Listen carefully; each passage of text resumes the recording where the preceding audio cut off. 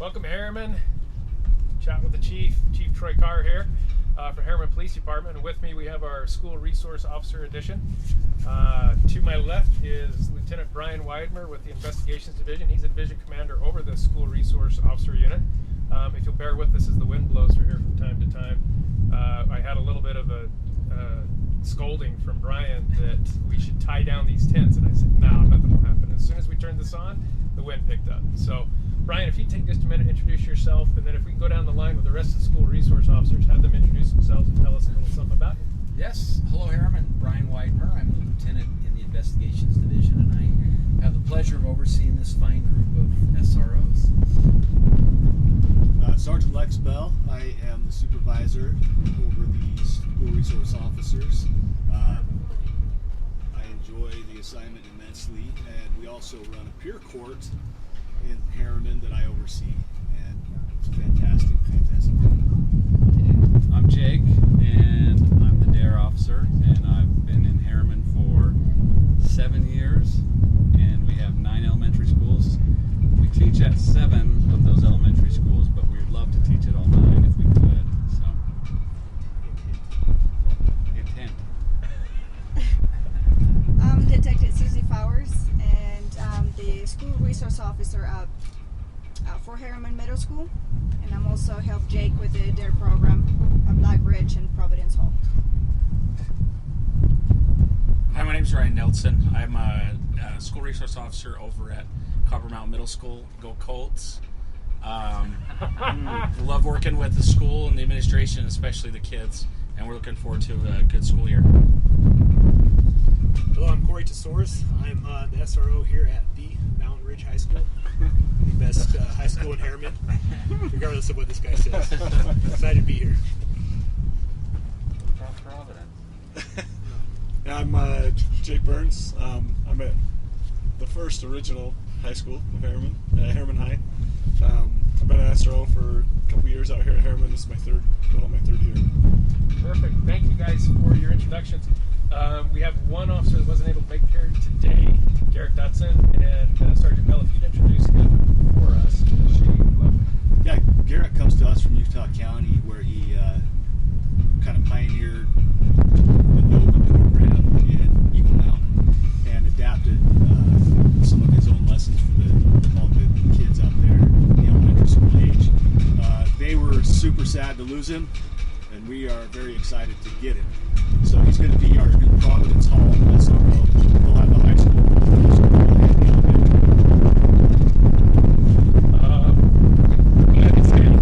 Go right ahead. Like I said, Brian scolded me about the wind earlier about bringing up his canopies, and now we have everybody moving it down. So bear with us. Hopefully you can all hear us. I'd like to turn the time over for some questions that we received. Once we're done with those, if we have time for some of the questions that we're getting online, I'd love to answer those as well. Okay, so our first question today is, what is an SRO and why do they work in the schools? Well, I probably gave away the answer to that question earlier. An SRO is a school resource officer. They're very important in Herriman. We've had them since our inception, and we've actually have probably one of the bigger units for school resource officers. We believe that having the officers in the school helps with the connection to our community and to our public, helps get the kids connected with law enforcement, and law enforcement helps them in many different regards. With that, I'd like to turn it over to Brian to introduce more about what they do. Yeah, our SROs, we're hoping to see them engage with the students as they're there every day at the school. They teach a lot of curriculum, law enforcement classes. They also are teaching their DARE classes, and there's some new curriculum that we've started to teach that has to do with being more than sad and opioids and some other topics that we think are important to the community. So having an officer in the school where the kids have a relationship and some trust and are able to go to that officer if they need help or if they have a problem they want to have be solved, gives them an opportunity to have someone that they know in law enforcement. It also helps us to kind of overcome some of those walls and bridges that can be built up so that our children and our youth know that the police are just another person and someone that you can talk to. Thanks. I'd like actually to hear from our longest standing SRO. I believe believe that's you, Jake. What? And he runs the DARE program, as he indicated earlier. What does it mean to you in the SRO program as an officer? Well, my main focus is building relationships with the kids, so that they see us differently than maybe what is portrayed on the news or social media.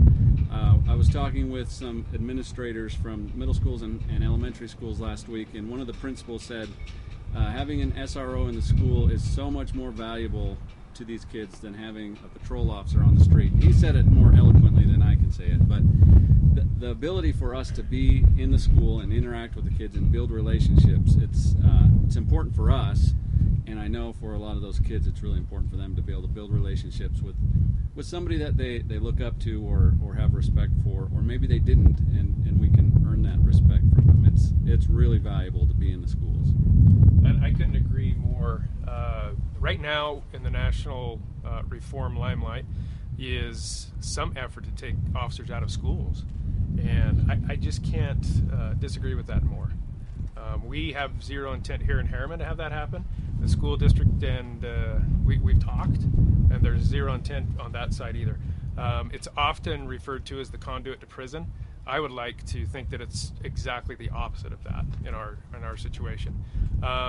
Jake, would you give me just a minute, if you would, and tell us about maybe a success story, if you have one that you can think of, that you were able to turn a student around that maybe was going in the wrong direction. Jake comes to us with a lot of experience outside of Herriman as well, up in Sandy. Yeah.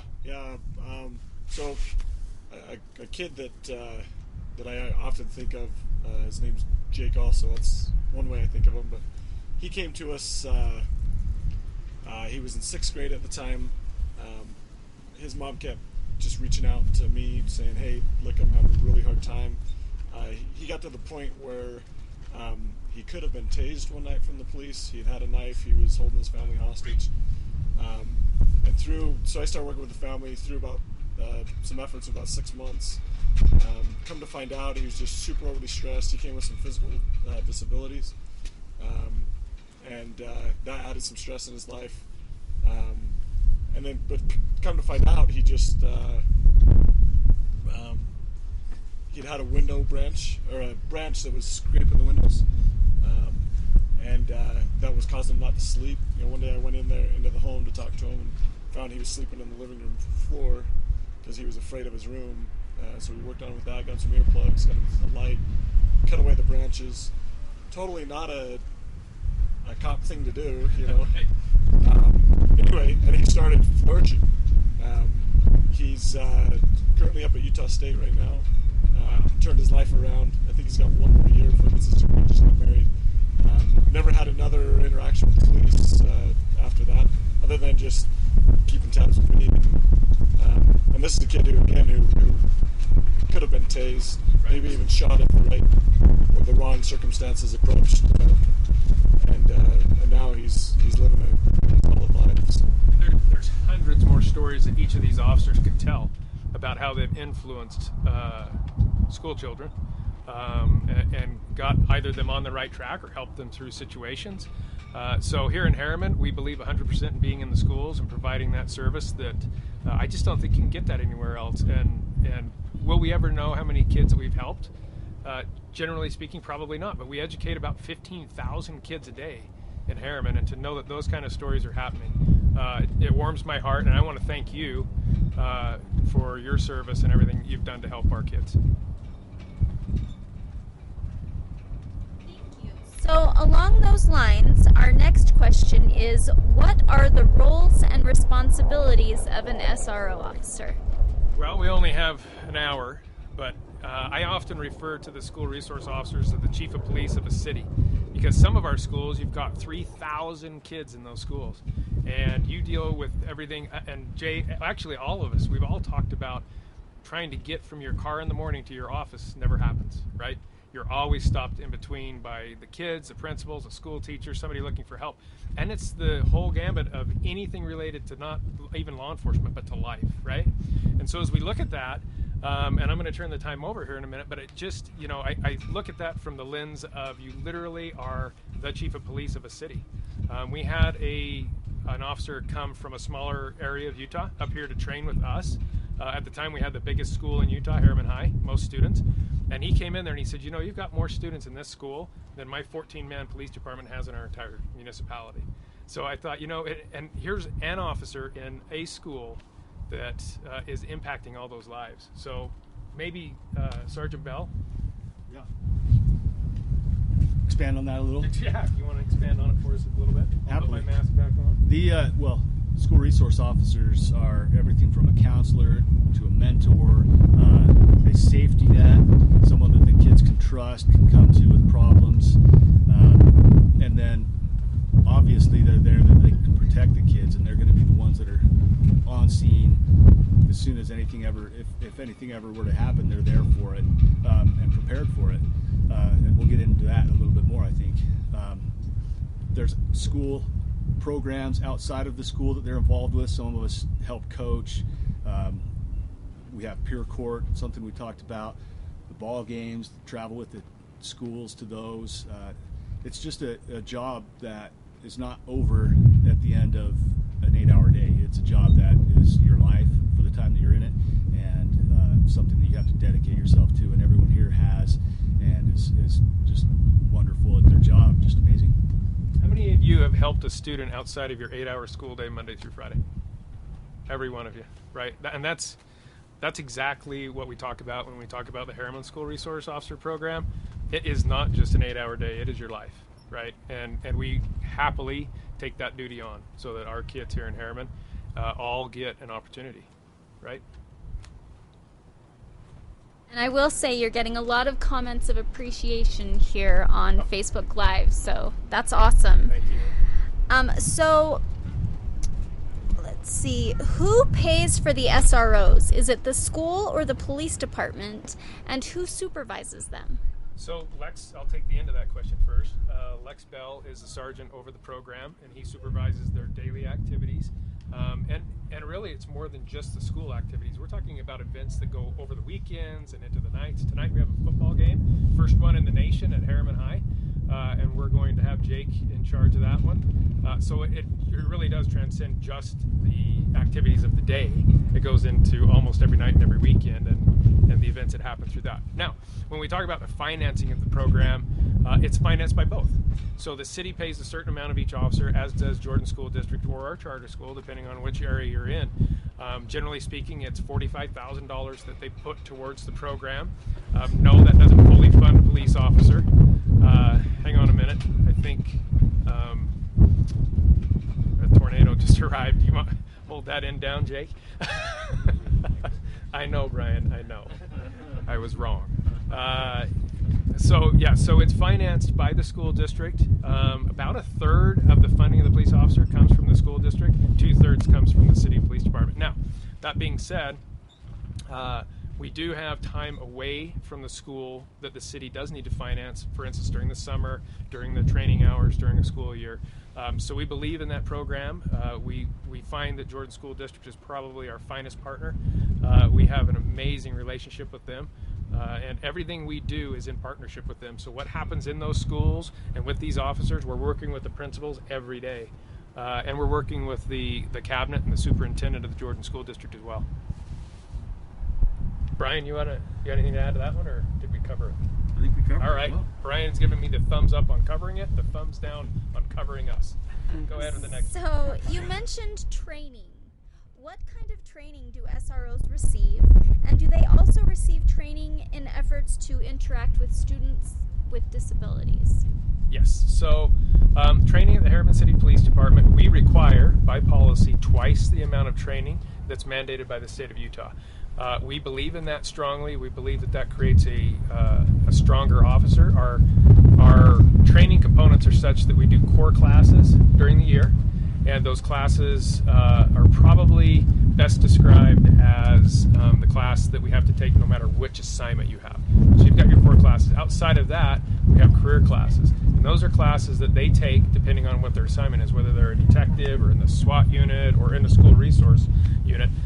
These guys come highly, highly trained. Before the school year starts, they go through a battery of classes that they need to attend. They have to actually go through a class just to be a school resource officer. And I think probably be best to turn it over to Sergeant Bell to help explain a little bit more specifically about the training you guys go through. Yeah, Post provides school resource officer training, as do other agencies. We try to have everyone attend as many hours as they can a year in kind of ongoing education efforts.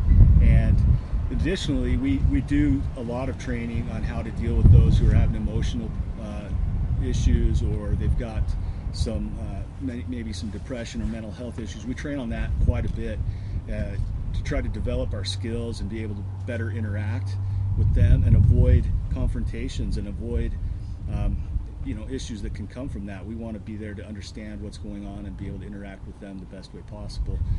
All of us have been through DARE school. That's 2-week long school. You're working from 8 a.m. to 10 p.m. every single day in that school. So there's a lot of ongoing training.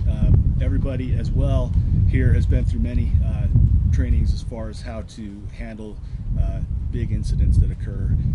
We'll just leave it at big incidents, but large events and cooperative efforts, I would say. Right, and I think, and I appreciate you mentioning that, when your students come to school, we want to make sure that they have primarily, our prime directive is the best educational opportunities they can get and the ability to pursue those educational opportunities. But secondarily, and nearly as important, is their safety, right? We don't want to make a school so safe and so locked down that the educational pursuit is either terminated or endangered anyway. So we oftentimes have to balance that with the safety versus the education component. Now, all of the school officers that you see here teach classes. They're in the classroom. They're instructing our students in the classroom.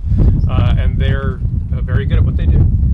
But know that when they come there, these are their kids too. And they want to make sure they're safe. And we take that very seriously. Oftentimes we'll receive information that something might happen at a school, and it's all hands on deck. And we want to make sure that you know that we're trying to provide a safe opportunity for your students to learn as possible. Okay. Our next question is, are SROs involved in student discipline? Who decides if a problem is disciplinary or criminal? So a lot of this conversation has been going on for years. It's been going on for decades, really, about how do police interact in schools with the administration, who does what, is this an administrative issue, is it a legal issue? And the answer to that question is yes. House Bill 239 recently affected a lot of things that we do, and in a good way. It allows us to interact with the students and the administration such that there isn't overreach on either side that is too far, right? So I think probably the best way, and I'll turn it over to Lieutenant Weidmer here, and maybe we can have some representation from the school resource officers on that as kind of a day in their life of how they would handle, because I'm telling you, not getting to their office from their car is real.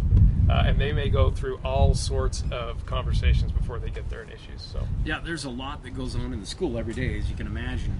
Hallways full of kids. Our goal is always to work with the administration in the schools, to partner with them and have conversations with them about how to have the best outcomes for the kids. And we recognize through research that that's not referring, our youth to the juvenile court for minor offenses.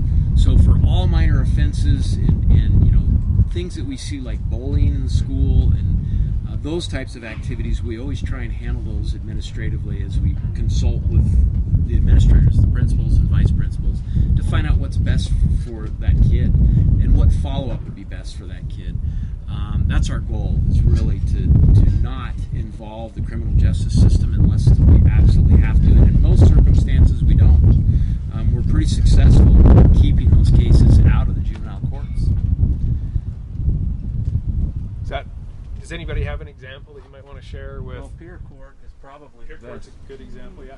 Yeah, and I would let Lex speak on that, but that's something that we recently started that has helped a ton with kind of that in between. What do we do with this situation? It's not serious, but it is something that we need to address. Well, and as we started this police department a little less than 2 years ago, it was our intent, and even before that, as we see the national trends going towards decriminalization, that needs to happen in our schools. right? We shouldn't be out there arresting a kid for riding on a locker and creating a bigger issue. What we need to do is mentor and coach and help that student along, and really help them through the administrative process. But to strengthen our abilities to help the students locally, we put Sergeant Bell over, well created, and put him over the youth court program. If you want to talk a little bit about that, Lex. Sure, yeah. So our peer court basically is like a criminal court minus the criminal consequences and no juvenile court or juvenile record. Kids, students who commit minor offenses can be referred to peer court by their school resource officer, by administrators, by officers just working the street in Herriman if they come across a young man or young lady that's done something wrong that doesn't rise to a serious level. They're then brought to the court to speak in front of a panel of their peers, mentors who are students as well, who know what they're going through. These mentors are trained. We did 9 hours of training yesterday. We'll do some more training before the school starts. All of them are absolutely wonderful kids. They will listen to what's happened from the mouth of the student. They'll talk with parents. They'll talk amongst themselves. They'll get to know the young man or young lady, and they'll come to a consensus on what would be best for that student. Sometimes it's to have them write a report about what they did wrong. Sometimes they will refer them to help with the Humane Society or a puppy petting store, which they have one in Jordan Landing, and they'll have them go help in these places if they're having a little depression issues, whatever. They can cater what they do to best suit that child, and that's the goal is to help the children. And then a mentor individually will be assigned to that student and check in on them and help them through the whole process. They need help with homework, they need somebody to talk to. That's what that student is there for. It builds relationships, and it helps bring a lot of these kids out of maybe a wrong path and put them back on the right path. We've had students who a year ago were brought to peer court for something that they did wrong, who were mentored so well that now they've come back and they are mentors and want to be involved in that program because they liked it.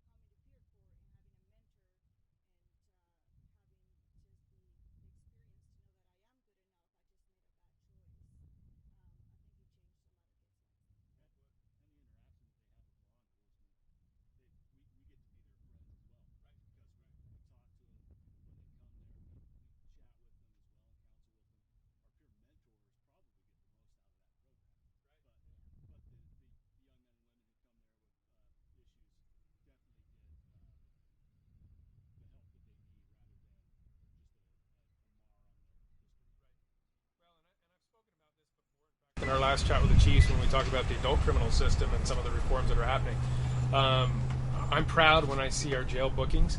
In Herriman City, we have one of the lowest jail bookings in the county. And while some people, especially law enforcement leaders, may look at that and wonder what's going on, I have some pride in that, because we know that our whole value doesn't come with throwing handcuffs on people and dumping them in some box downtown and disposing of them like they don't matter. That there has to be another way to handle it. There has to be other ways to handle this.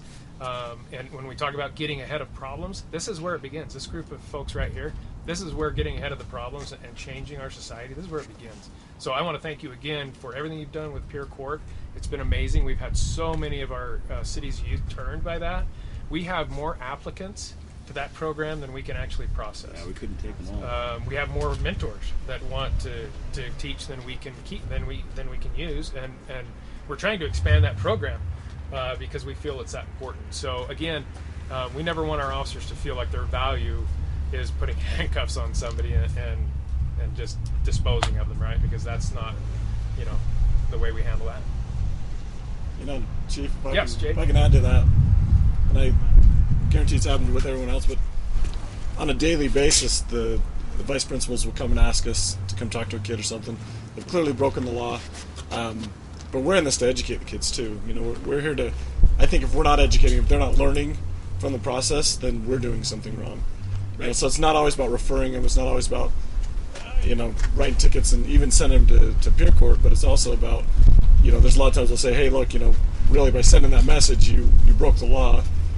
So let's find a different way to communicate, or a different way to figure this out. Right. And because you're in the school with them every day, you have the ability to follow up on Right. that and make sure that however you wanted that to be directed is followed up on, and it's a successful outcome. Right? I do have a story, Chief, Yes. if you don't mind.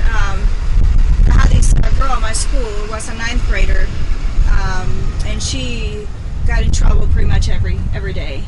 Either was vaping issues, or even marijuana, or just disorderly at school. And yeah, she had to go to court multiple times, but I felt like it was my responsibility to try to help her out in different ways. So I contacted the administration, which my administration are great. We always work together as a team and collaborate. You can put in a plug for the school.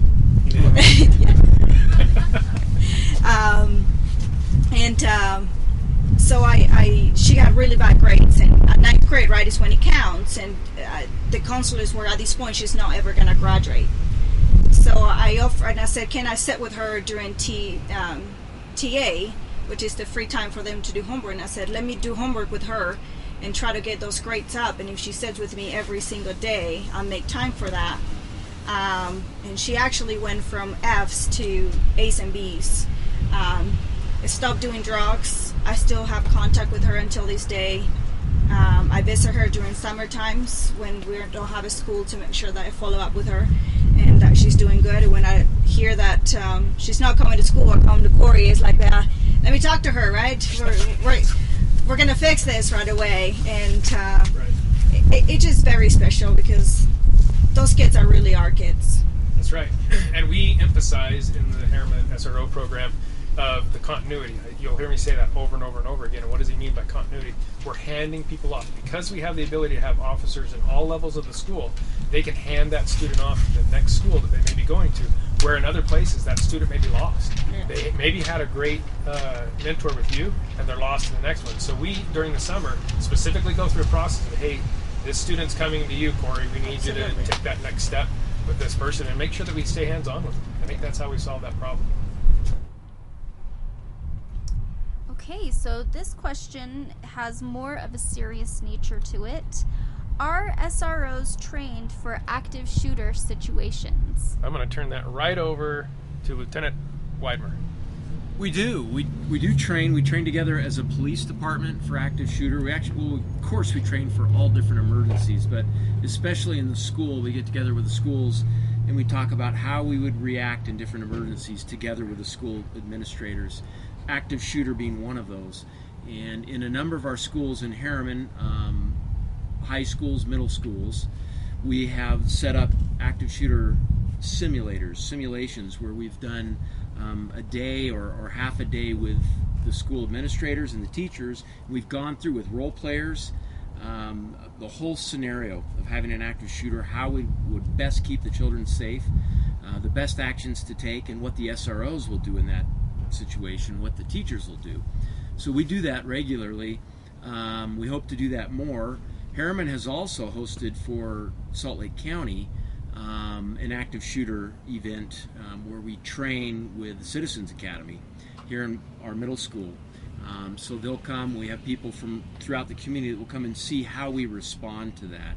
And that helps us to kind of evaluate what we're doing, our best response, and where we can improve. So keeping the kids safe is of the utmost importance to us and the administrations of the schools. And that type of a drill, that training, helps us to really work through the problems and to solve that in the best way possible.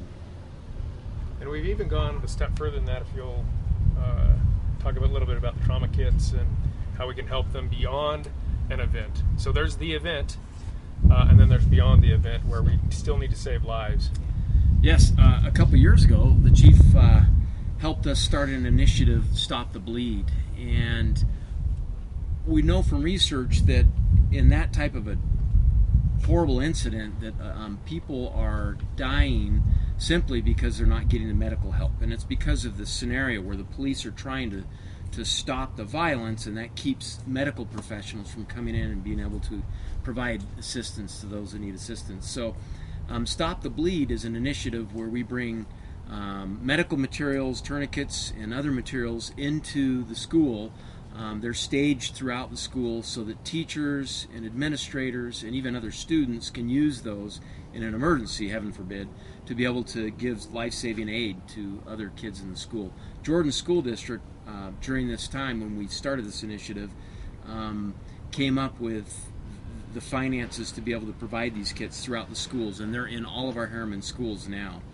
So that's a huge help, and we're happy in that partnership to be able to provide that in the schools. Yeah, it's we never wanted our students, our children, to ever have to be educated with that anvil hanging over their head.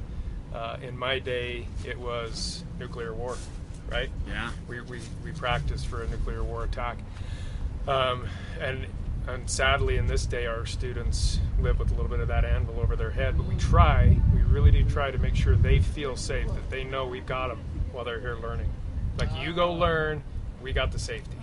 And in preparing for that, it takes a little bit of the anxiety out of it. I hope so. For teachers and faculty and students to know that we're prepared for different emergencies and we know what to do. Yep.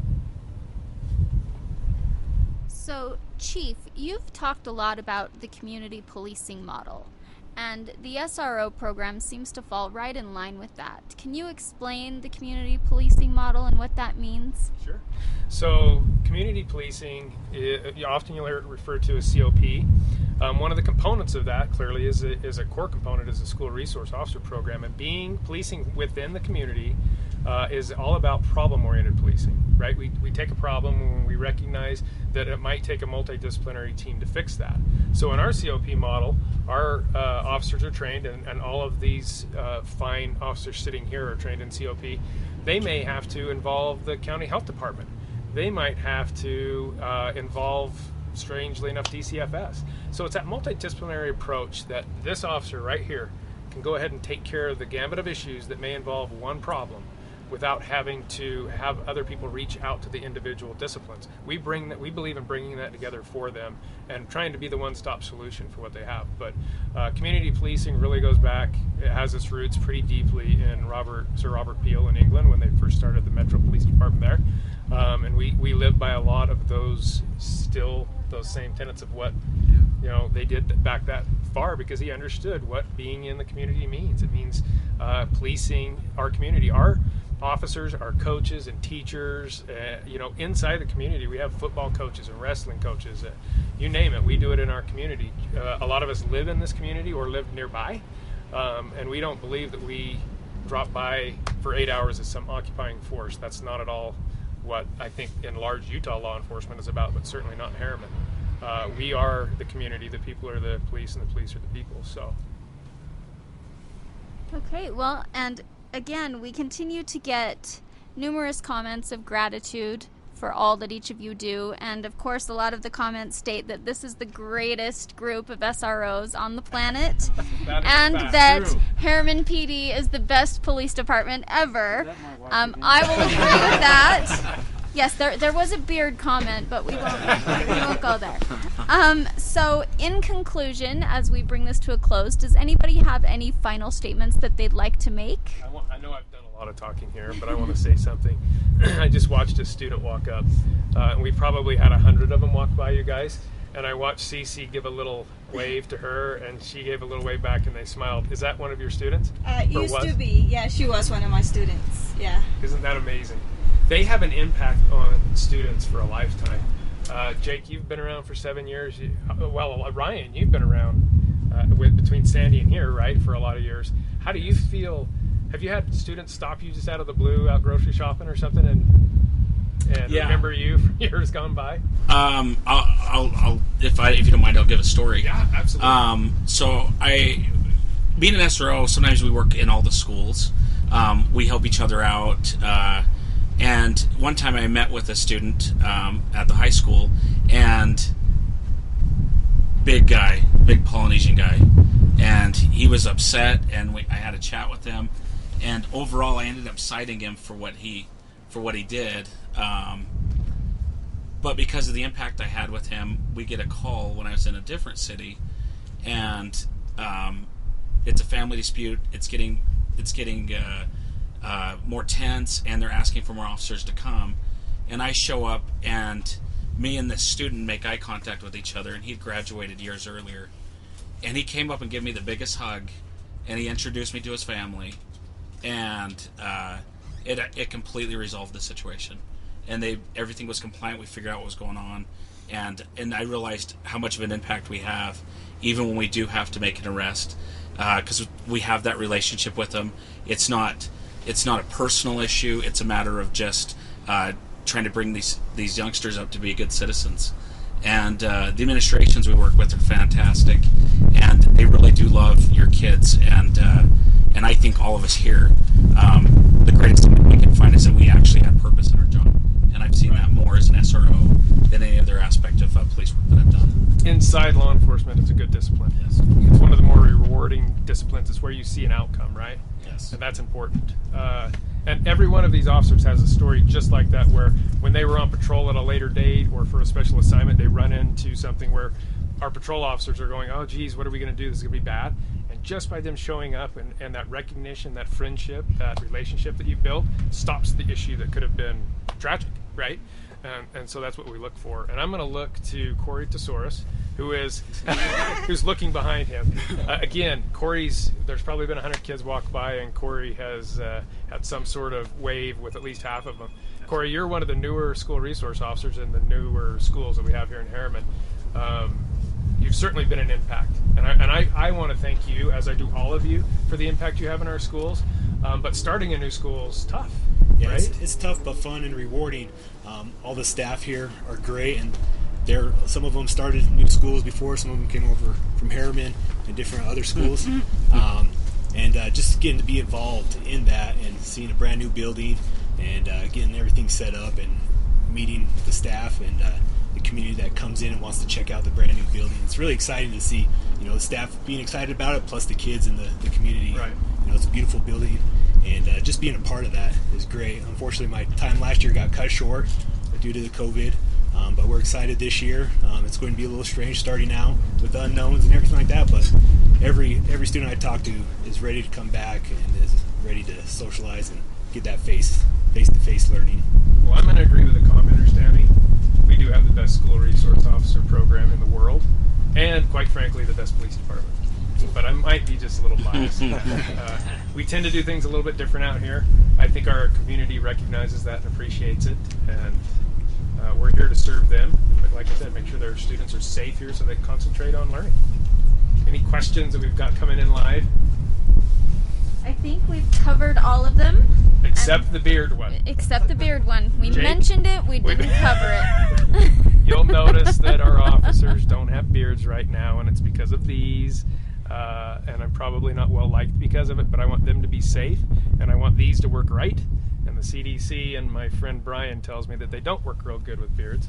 So we'll get back to it as soon as this is over. We'll look back at this as a little speed bump in our time here. All right, well, that concludes our segment of Chat with the Chiefs today. Again, on behalf of Herriman City, I would like to thank all of you for the service that you give and for the positive impact that you have on not only the lives of children, but on everybody in the community. And to the public that's listening, please make sure to join us for our next segment of Chat with the Chiefs. Thank you.